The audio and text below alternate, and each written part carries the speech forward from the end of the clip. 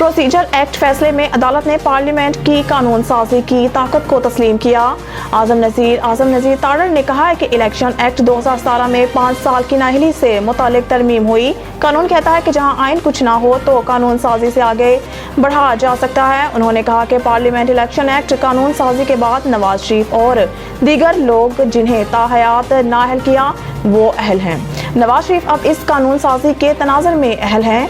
साबिक वज़ीर कानून का कहना था कि सुप्रीम कोर्ट ने प्रैक्टिस एंड प्रोसीजर का बहुत अच्छा फैसला दिया है। अदालत ने पार्लियामेंट की कानून साजी की ताकत को तस्लीम किया है। अदालती फैसले पार्लियामेंट को मजबूत किया है। आजम नज़ीर तारड़ ने मज़ीद कहा कि हम बतौर बार नुमाइंदा और पार्लियामेंट का हिस्सा होने के नाते जजेस तैनाती का मुतालबा करते हैं। सुप्रीम कोर्ट के साथ सिंध, पेशावर और लाहौर हाई कोर्ट में जजेस की असामियाँ खाली हैं, लिहाजा तमाम हाई कोर्ट्स में जजेस की खाली असामियों पर तैनाती होनी चाहिए। अगर मुझे उस्मान डार और सदाकत अब्बासी की तरह कोई काम करना होता तो कर चुका होता। असद उमर इस्लामाबाद में सहाफ़ियों से बातचीत के दौरान सहाफ़ी ने असद उमर से सवाल किया कि सुप्रीम कोर्ट का कल का फैसला कैसे देखते हैं। इस पर असद उमर ने अदालत का फैसला दुरुस्त करार दिया। सहाफ़ी ने पूछा कि नवाज शरीफ वतन वापस आएंगे।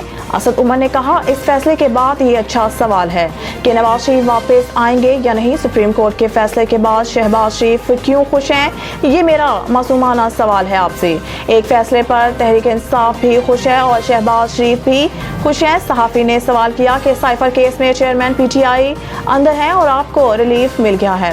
इस पर असद उमर ने कहा साइफर केस में इल्ज़ाम ये है कि जिन्हें मिला उन्होंने ठीक इस्तेमाल नहीं किया। हमारा मानना है कि कानूनी इस्तेमाल क्या है। साइफर 4 लोगों में आता है, वज़ीर आज़म, वज़ीर ख़ारजा, आर्मी चीफ और DGI SI प्लानिंग मिनिस्टर कहाँ से आ गया। FIR में मेरा सिर्फ नाम आया है। साइफर केस चेयरमैन PTI के खिलाफ ट्रायल रोकने और अखराज मुकदमा की दरख्वास्तें यकजा। चेयरमैन PTI की जानिब से साइफर ख़त्म करने और ट्रायल रोकने से मुतालिक दरख्वास्तों पर समाअत इस्लामाबाद हाई कोर्ट के चीफ जस्टिस आमिर फारूक ने की। वकील चेयरमैन PTI सरदार लतीफ़ खोसा ने दलाल दिए हुए हैं। कहा कि मामला हाई कोर्ट में चल रहा है और फैसला महफूज है। लाहौर हाई कोर्ट ने भी FIA के केस में हुक्म इम्तना जारी किया हुआ है। साइफर केस ट्रायल कोर्ट में कार्रवाई रोकने, फर्द जुर्म आयद करने के फैसले के खिलाफ दरख्वास्त है।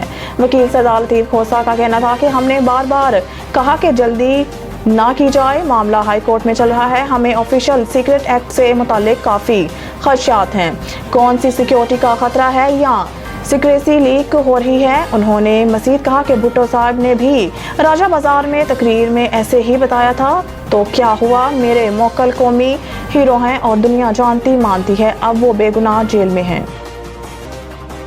अदालत ने बुशरा बीबी की गिरफ्तारी से मुतालिक दरख्वास्त कबल अज़ वक्त करार दे दी। एहतसाब अदालत के जज मोहम्मद बशीर ने कहा कि नैब को बुशरा बीबी की गिरफ्तारी मतलूब नहीं है।